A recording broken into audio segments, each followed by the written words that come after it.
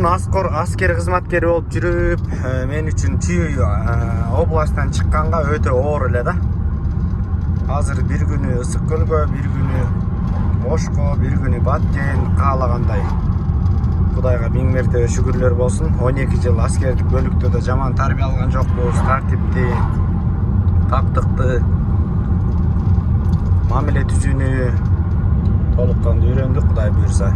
Анан гражданка чыкканыбызга 3 жыл болду, Кудай буйрса. Азыр Кыргызстанды почти жарымдан көбүнө бир областтарга бардык иншалла. Казакстан, Өзбекстанга бардык. Эми дальше менин бир өзүмдүн кыялым бар. Ошо башка мамлекетке чыксам, бир бизнес менен чыгам, бизнес партнерство менен, же болбосо бизнес идея, же кандайдыр бир Кыргызстан өнүгүүгө салым кошоюн деп иштеген эмес да. Ар бирөөбүздө туура максат